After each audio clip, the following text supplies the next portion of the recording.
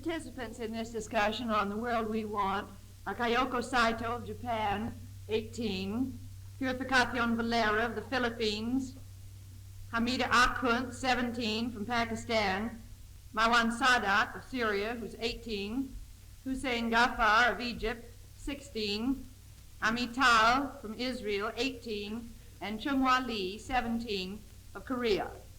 They've been in the United States for the past 10 weeks, living as guests in the homes of high school students in the New York area. A verbatim report of their discussions today and of the forum program will be printed in Monday's New York Herald Tribune. This is the first time that the forum has had delegates from Japan and Korea. The Korean delegate, Chung-Hwa, is the daughter of one of Korea's most famous writers. She and her family lived for several months under the communists in Seoul, then her father was taken by the communists. The rest of the family moved down to Busan as refugees. Now Chung's mother, who is a doctor, has established her own hospital there. It was just a year to the day after Chung's life as a refugee began that she was chosen to represent Korea at this forum. Chung, would you like to tell us about the beginning of your forum experience? Of course. I was thrilled by the privilege when I was selected to represent Korea in this forum. But the first delegate I met at the beginning of my journey was Kayoko Saito in Tokyo. You should know that no country suffered as bitterly from the Japanese imperialism as Korea. Indonesia, Burma, Malaya, and the Philippines were occupied by the Japanese only for a short period, but Korea was under Japan for nearly 40 years. The Koreans were so hostile to the Japanese overlord that we were allowed to have only one kitchen knife for every 3 families. We, the students, were punished in school for using our own Korean language. When I met Kayoko in Japan, her first words to me was, "How do you do?" I really did not want to say anything to her. The revengeful memory of years was still in my mind. Then she said, "Can you speak Japanese?" How uncomfortable this sounded to me. I said no, although I knew the language so well that I even dreamed in Japanese. I tried my best to show Kayoko that we Koreans had not forgotten the bitter memory of the Japanese aggression, and the policy of Japanization had been useless. But her third word was this: "We Japanese feel very sorry. Please forgive us."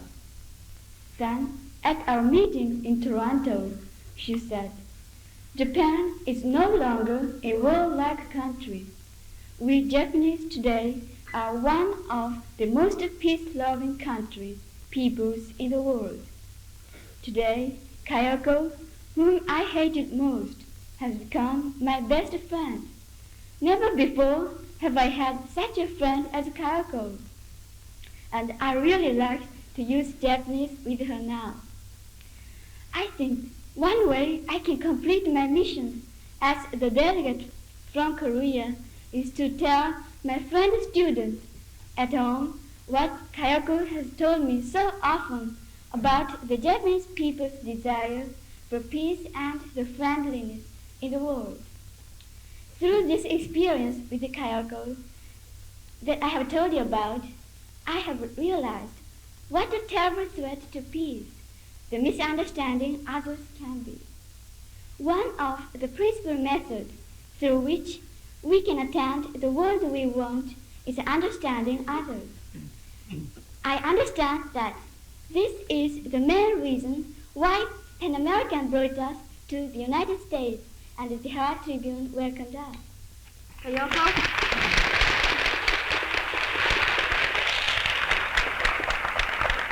The friendship of Chung-Hwa Lee from Korea and the friendship of the other delegates who suffered under the Japanese has given me great hope. Whenever I hear or read of the past cruelty or bad acts of the Japanese militarists, which I have never known until the end of the war, my heart aches. I know many Japanese who are reflecting deeply about their past deeds and feeling very sorry for the unfairly treated people. Before I came to the United States, I visited a man who is a friend of my father's and is regarded as a famous historian in Japan. After he had congratulated me on this wonderful opportunity, he said to me very seriously, "I wish you one thing, especially on this occasion.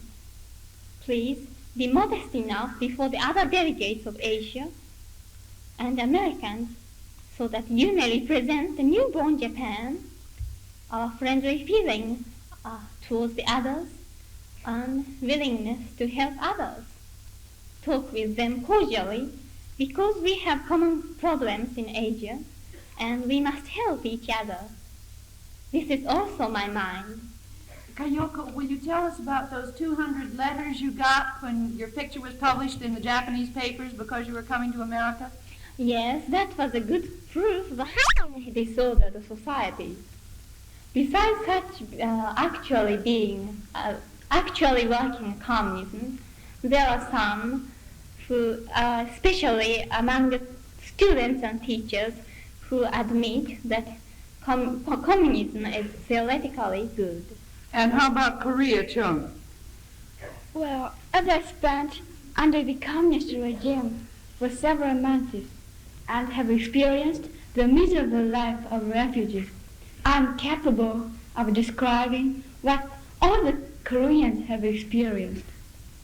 In all Korea, there is scarcely a family that remains intact. Our industries and cities have been ruined, our factories burned, our farms devastated, our cattle driven off, and our tools were destroyed or stolen. A large percentage of the population now consists of refugees and displaced persons, almost entirely dependent on relief supplies so generously contributed by friends in many nations. But through this miserable experience, we made two great discoveries. Poor and uneducated people will always be attracted by communism that pretends to liberate the poor and abuses the Western democracy. Even if those people get your message about Western democracy, they could hardly understand what you say. We discovered a second thing, that is the collective security of the United Nations. We realized that we are not alone in defending our country and fighting against communism, but all free nations in the world are helping us. This experience turned our nationalist mind that had been built up through the former Chinese and Japanese occupation to the United Nations and the collective free world. Now we realize that without the help of others, we cannot secure our own peace and freedom.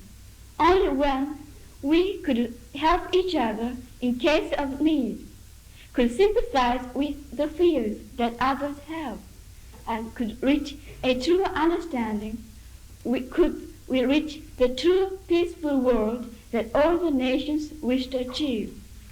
Thank you, Chung. Now, tell us, what are some... I guess that when I came over here, I had quite a different mind from what I have now. This is my plan. Going home for me will not mean rest at all, because it will not be the end of everything, but in fact, it will be just the beginning of my real job. I'm bringing home with me a mind which is quite different from when I came over.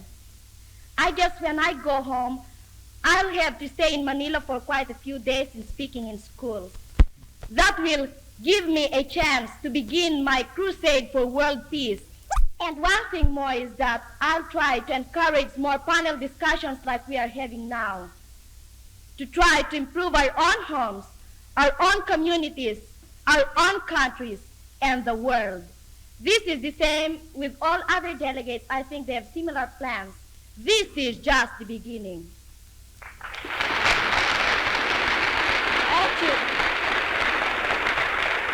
Actually, the world we want is not difficult at all to describe.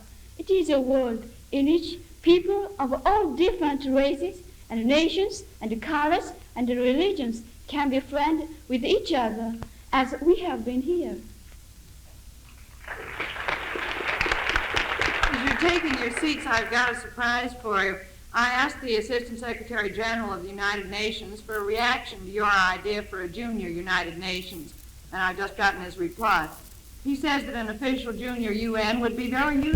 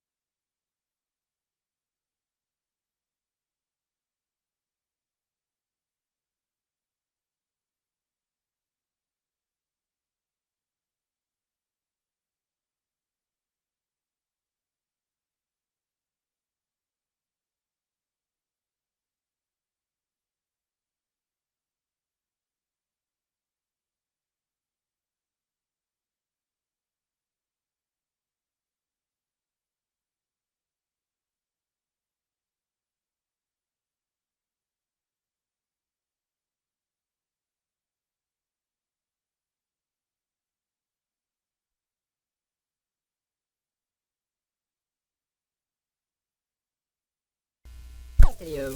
Governor Thomas E. Dewey.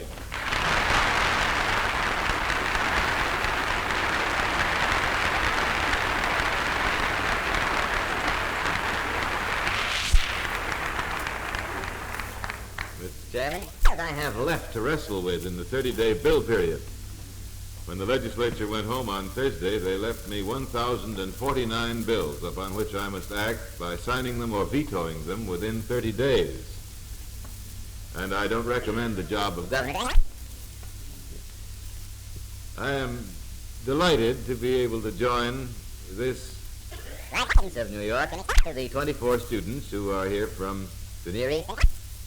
My only regret is that this is both hail and farewell, all on one occasion.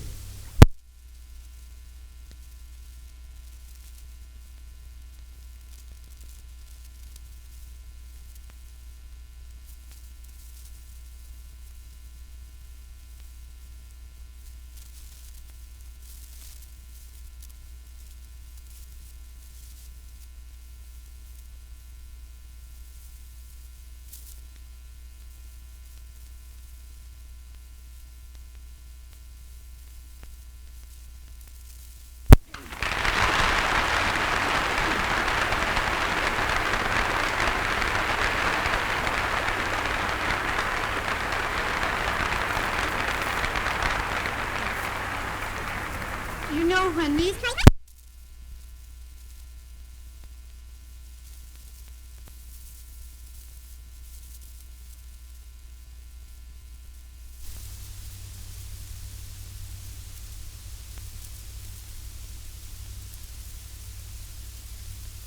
You asked me if I had trouble embarking my elephants. So I got tired of saying no, just plain no, so I made up some fancy.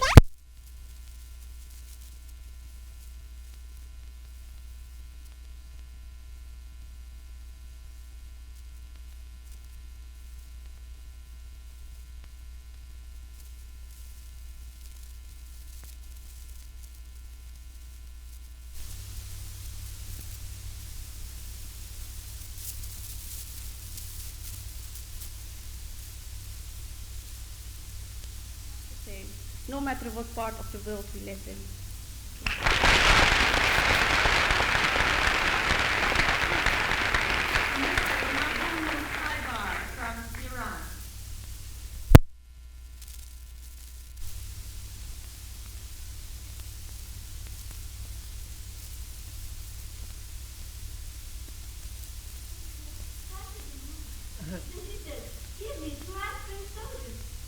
Before, I had never heard about Latin soldiers. I thought it was just the name of some And this is Viola Naufel from the Lebanon. Before I came to the United States, I was kind of being a student.